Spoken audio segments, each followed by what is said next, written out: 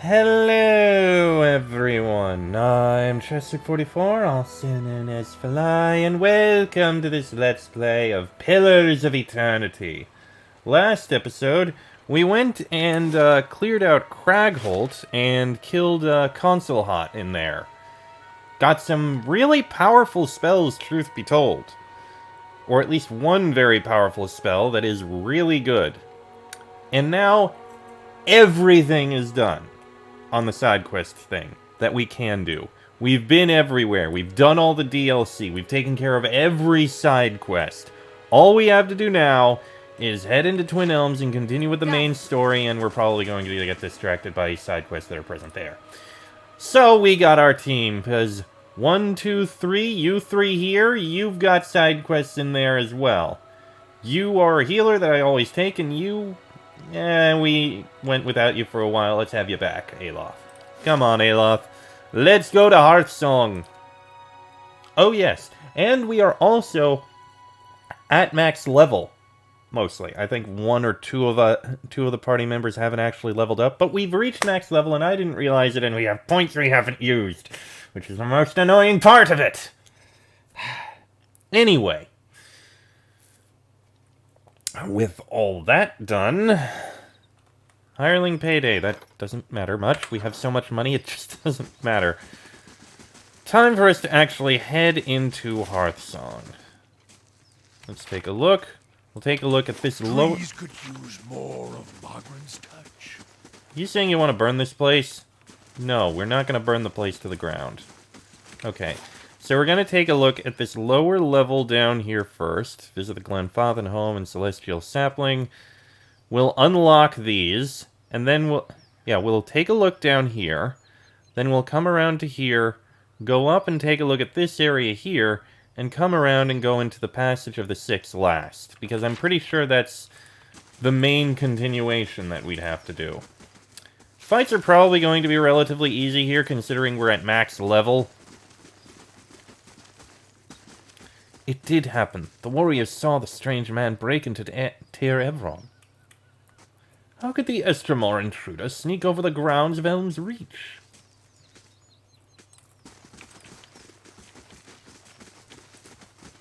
Gold names, don't need to worry about them. Couple children.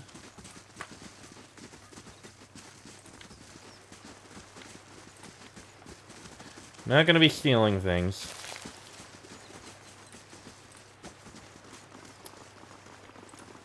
The water is cool and crisp.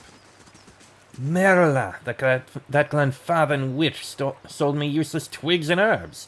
Does she take me for a fool? This will not stand. I have been swindled, and Alari will pay for what she did. She'll pay, that witch. She'll... Fuming with anger and pacing in tiny circles, the Valian merchant aims his wild rant at you as you approach. You there! Have you come here to trade with the savages? Learn from my example and take your business elsewhere. Liars, cheats, swindlers! That duplicitous bitch, Alari. She claimed to be selling a large gola flower buds, but now all I have now is 6 bushels of common houseplants. The herbs are useless. He throws a handful of dried plants to the ground, stomping on the brittle stems and leaves, kicking up pungent and savory scents. I'll get my money back from that swindling savage. What do you intend to do about this? When I get my hands on... Renato halts his sentence, his eyes darting about at the nearby Glenfathen guards. I'm in the savage's home court, so it's my word against hers. Where does that leave me? I'd be a fool to threaten her here on tribal soil. He sighs, pressing on his temple. I cannot sell this worthless herb to recover my coin, and I am powerless to confront Alari. I don't suppose... If you were willing to mediate, perhaps you could succeed where I failed. I would, of course, pay you handsomely for your troubles. I'll see what I can do. Greetings. We'll find Alari in the market. But first, let me see what you have for sale. Renato looks away from you, scratching his head and shifting his feet. I am destitute and have but a few meager offerings left to sell.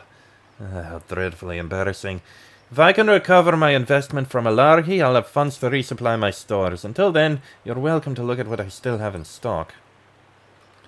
Not much. Nothing I care for, but okay. Rotuk. You want up? I pull. Ah, I see. The pulleys and struts disappear into the branches of a massive elm more than 100 feet overhead. Okay. Another ogre. Can you not see that? Estromor, welcome. Behave. Be merry. Okay, we found the inn. Frightened villager. Goodbye passage to the Republics, maybe. This man looks up sharply as you approach, eyes going wide. You! You're the one he's looking for! You killed Lord Raedric! Oh, what if I did? No, you don't understand. It didn't work, I'm one of the guards at the keep. Was one of the guards. He's killed most of them. Ones you didn't. Kolsk. He didn't last very long. Nothing but empty air, him. Nice enough to work for, I mean. Much nicer, but that didn't help him when Raedric came back. Gods, the screaming. His eyes. It's like he was burning inside. He says he's come back to lead us like before. Says he's going to kill you for what you've done. I told him I'd find you, give you his challenge. Do it all honorable, that sort of thing. He let me go, and I kept on running as far as my coin let me. Funny, me running into you anyhow. Then perhaps I should seek him out. Yeah, sure, he'll love that, he will. Dying hasn't stopped him thinking himself noble, even when he's hurling poor Lendry off the wall. Me, I don't mean to go back there as long as I live. I figure I'll find work here in Twin Elms somewhere, even if I have to guard some hut dwellers' goats or something. Until then, I plan to drink until I don't remember any of what happened. Good luck to you. There's something awful out there howling after your blood. Raedric's alive again. Well, we're gonna have to head back to Raedric's Hold to deal with that. The unusual stone pulses with warmth. A lot of dear woodens and things here. Good day, stranger.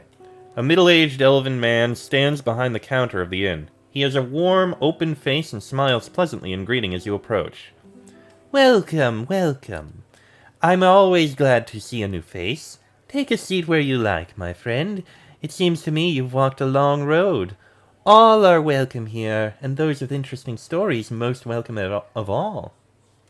Who are you? My name is Eleftherion. They call me Haggard Shoes for all the walking I used to do, and all the boots I wore down. But those days are well behind me. My eyes have seen a great deal, and now my ears get their fill from the travelers who come through here. I am always glad to see a new face. Take a seat where you like, my friend. It seems to me you've walked a long road. All are welcome here, and those with interesting stories most welcome of all. Tell me about this place. Of course! I founded the inn many years ago, but in many ways its tale begins much earlier. It was while I was returning from a long journey south that I first heard the story of the tree upon which this inn rests. Hundreds of years ago, a strange event occurred. The sky was troubled that night with many stars falling across the sky, and one of those same stars began to plummet instead towards Aora. It fell here, striking a young tree and burying itself within it like a fiery heart. But the tree survived, and over the years it grew and grew and grew, twice as big as its fellows in half the time, until it reached the size you see now, and grew no more. Hearing the tale, I knew I must find the truth, and you see it there. He gestures towards the large stone at the center of the room. Around the tree's heart, I built this inn, to welcome all travelers who might look upon it. Alright, let's see what you got for sale. Spirit Spiral. Extra melee damage and Whisper of Treason to charm someone for a time. Okay. Various food and the like, and camping supplies. And we can do 1 Resolve and Survival, or Might, Con, and Resolve. That's a good mix. But we don't need the rest. Alright, let's see what we've got around here. Have a moment? I'd like a word with you. Cool breeze whistles through the leaves. Hail, traveler. A slender woman in dusty leathers locks eyes with you. Oh, it's good to see someone from more civilized lands around here. Her unkempt hair sprouts in wavy black tufts. Despite the fine features that sculpt her face, a cleft chin completes her boyish appearance. I'm learning firsthand the many shortcomings of Glanfathan hospitality.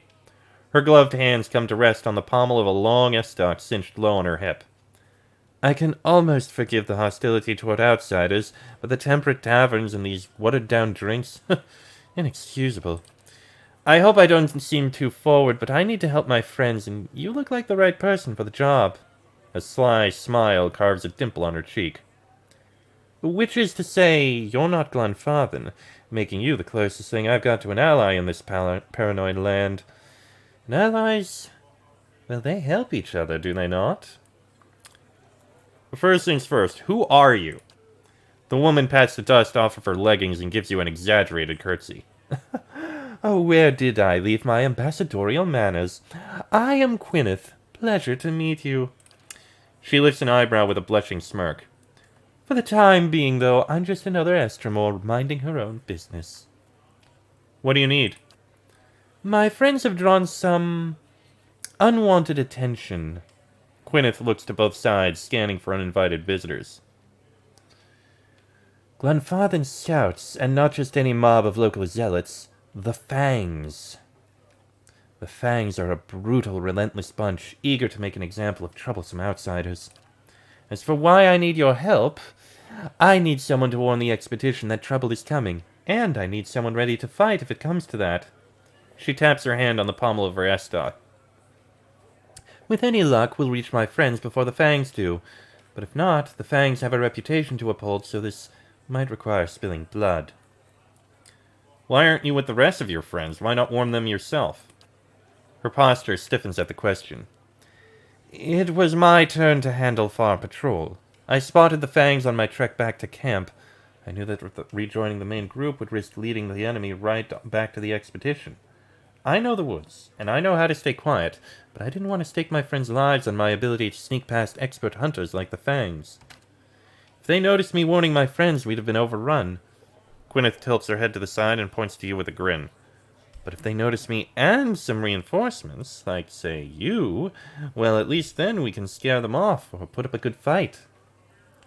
What did your friends do to draw the attention of the Fangs? Just setting foot in Glanfath is a good way to offend the tribes.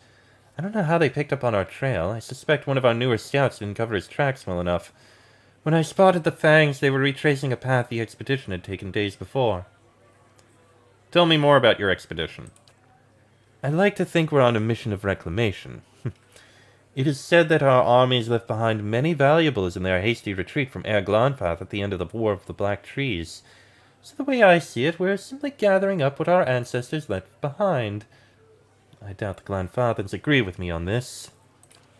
My expedition set out from Defiance Bay, heading directly east to cross into Glanfathan lands. I split off once we arrived at the Vale, the natural frontier between our nations. The plan was for me to keep my eyes on the Glanfathans while the main group scoured the target area. For days we eluded them. She walks her fingers over the back of her leather glove, leaving a trail on its dusty surface. But the Fangs got wise to our presence. I'm afraid your friends are trespassing. By local custom, they're criminals. Gwyneth frowns and blinks at you several times. You'll forgive me if I'm not sympathetic with face painters and their barbaric laws. I'm not pretending what we're doing is noble, I just don't believe trespassing is a crime that warrants execution.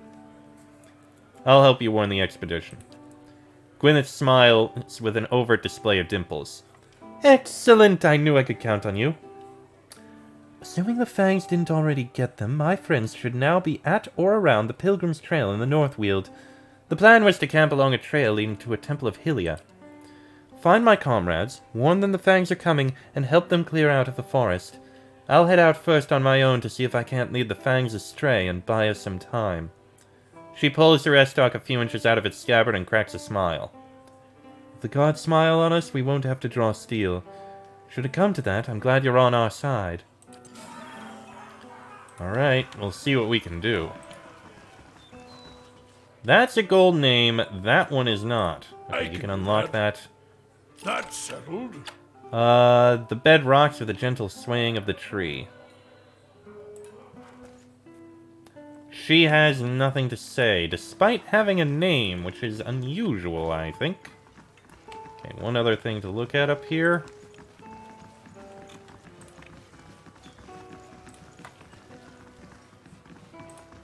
High Monk. The monk massages his temples, his face buried in his palm.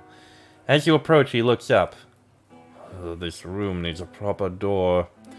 My brothers and I rented this space that we may have some measure of privacy in this foreign land. Perhaps you could find another room here in the inn. Who are you? Briefly opening his mouth to answer, the monk swallows his words. He looks you up and down, carefully choosing his response. My brothers and I were having a private discussion in a room we rented for our use. Please, there is a tavern full of people who would provide you with the banter you seek.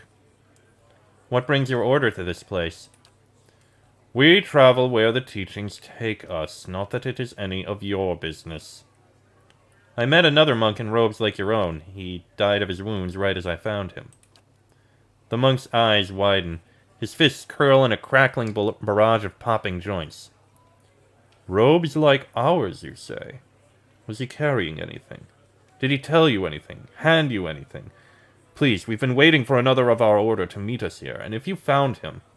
All eyes fall to the floor as the monks begin to whisper chants in unison to their fallen friend.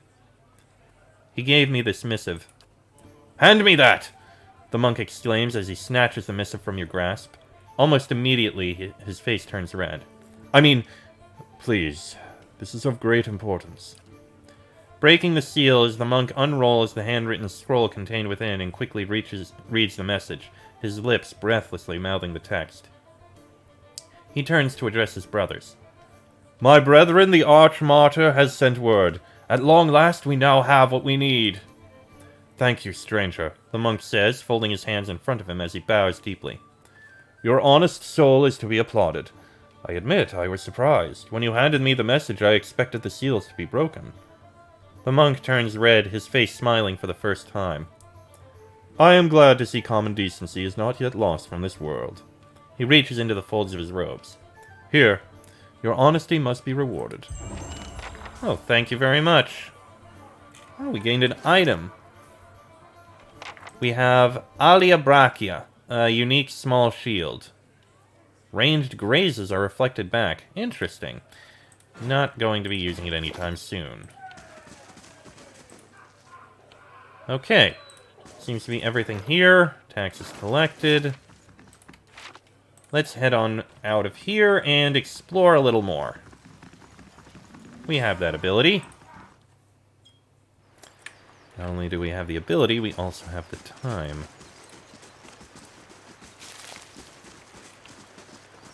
Okay, got some riverweed there.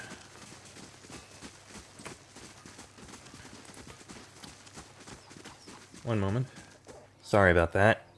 The pale elves have consumed the Fangs' patience. No, they will not throw them out of Rimergan's temple.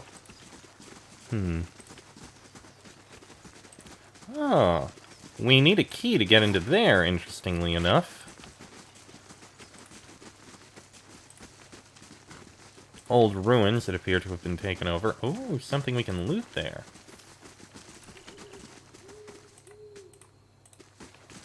Unfortunately, it seems we can't... Oh!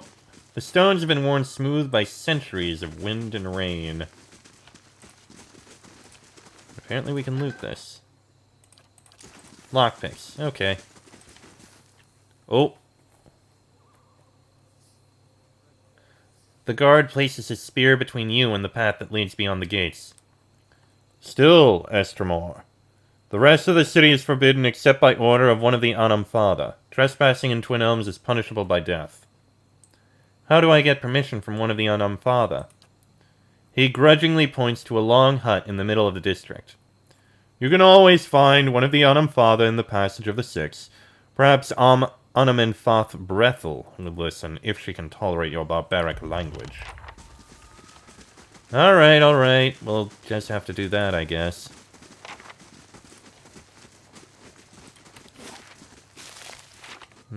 Looks like we're about as far as we can go in this direction. So let's go take a look up here.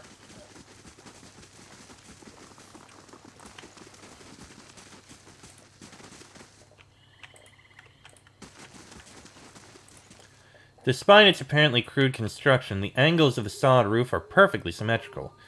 It hums and vibrates at the activity within. Yep, another path we can't go through. Walk away. Alright. So while the passage of the Six is over here, we're not going to go in there quite yet. Just going to take a look and see if there's anything right here on the edge. The answer appears to be no. Alright. Let's head up here. This is probably where the merchants are. At least that's what I imagine.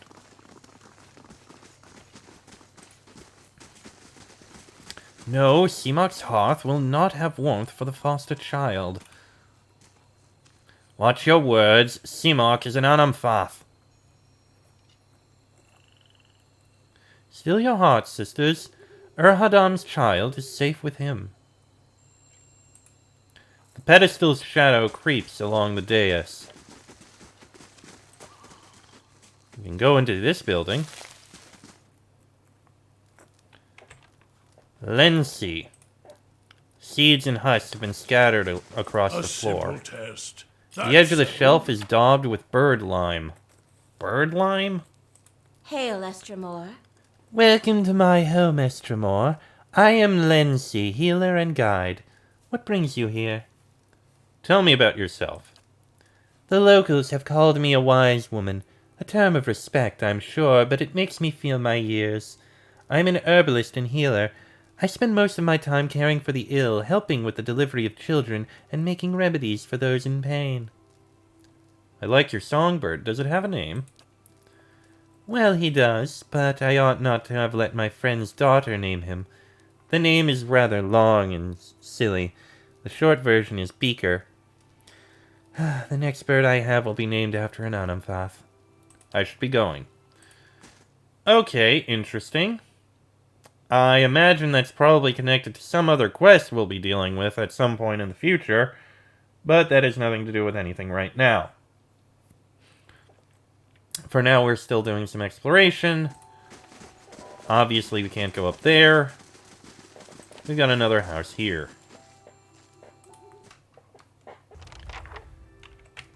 Oh, we found a Larhi.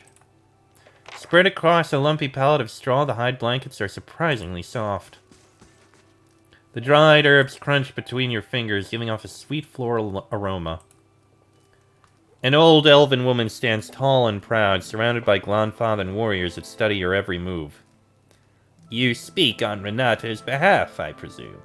I knew he would convince someone to do his bidding. I did not suspect it would be the Estremor involved in all the chaos at Defiance Bay. She tilts her head to the side and blinks slowly. Does the presence of my armed entourage concern you? You were expecting a defenseless shopkeeper, am I right? Alarhi raises her dye-stained hand just as one of her guards begins to lurch forward. Stillness! Give the Estremor a chance to speak. We are not dear wooden beasts. Here, hospitality reigns. Alarhi nods to you, holding up an open hand, her palm and fingers covered in blue and green dye. Envoy of the Valian, speak the message you were sent to deliver. I want to hear your side of the story. The first step of any sensible path. Renato did purchase from me several bushels of Alard Gola, and for it he paid a high price, but did so willingly, saying it was a bargain right as he handed me his copper. It was after our trade that the Valian spit his venom. Alarhi's voice grows angry. Renato accused me of trickery, of fraud, claiming I delivered withered likenesses of Alard Gola and not the genuine root. Such nerve! For in truth he is beyond the help of Alard Gola. She holds a blue-dyed finger in the air before curling it down slightly, smiling as she does. Renato's old bow isn't firm enough for a full draw. No amount of Alard Gola will give him the spear of a young hunter. Oh! A fair deal was made, and now Renato objects, angry that his withered family plow is beyond herbal remedies. I have never sold anyone a remedy I knew to be false. If Renato does not silence his slanderous tongue, we will do it for him. What kind of punishment do you have in mind for Renato? Renato has slandered his host, making him no longer a guest. The merchant must vanish from the Twin Elms. She crosses her arms under the sleeves of her robe.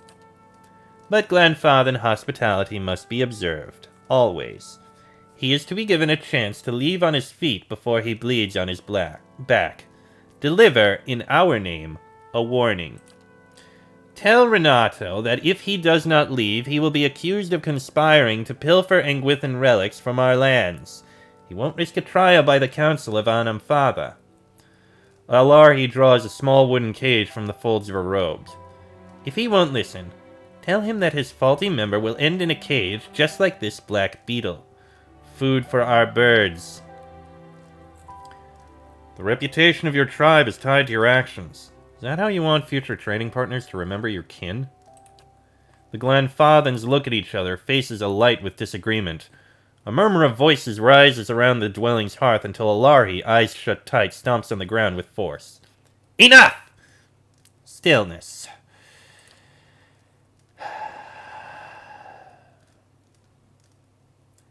You speak with long-sighted judgment. Trade strengthens all of the tribes, and Renato's claim, false as it is, may spread to poison us. We will suffer the indignity of letting this liar profit if it means safeguarding the peaceful, honorable accord of Twin Elms. Alarhi pulls up one sleeve, revealing a leather bag hanging from her hand. The clinking of copper fills the room. Take this back to the Valian with the blessings of the Fisher Crane tribe. Perhaps not the right way to go about it. But at least we're doing this peacefully. So what he got was supposed to be a enhancement route that I guess didn't work as he intended. Not quite what I expected, I'll be honest.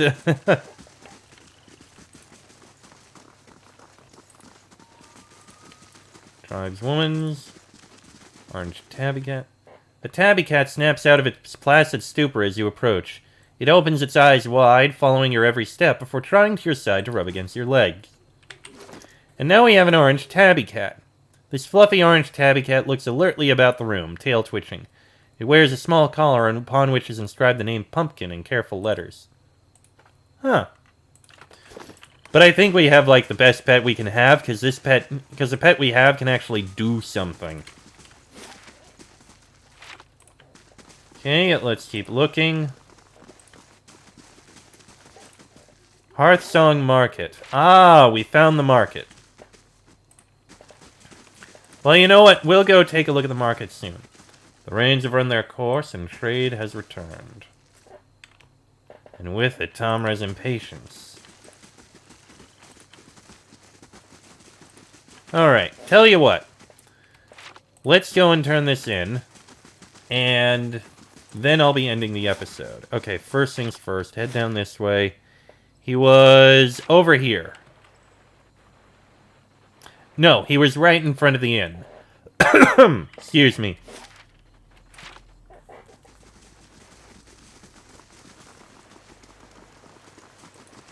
Greetings. I got your coin back. Diverus. Renato's eyes widen as his hands greedily snatch the purse. Perfetto, I had almost given up hope. Renato counts the coins, smiling with each clink of copper. My thanks to you, friend. With this, I can finally restock my wares. Come find me at the Celestial Sapling. I am sure I can find some choice items for resourceful customers like yourself. You know what? Sure, we'll go in, we'll take a look at what he's got, and then we'll end the episode. Fair enough? Fair enough. Alright, where are you? You must be around here somewhere.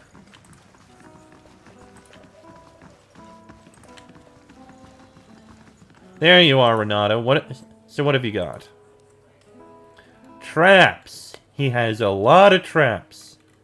And drugs. And ingredients. Nothing we'd buy. Okay.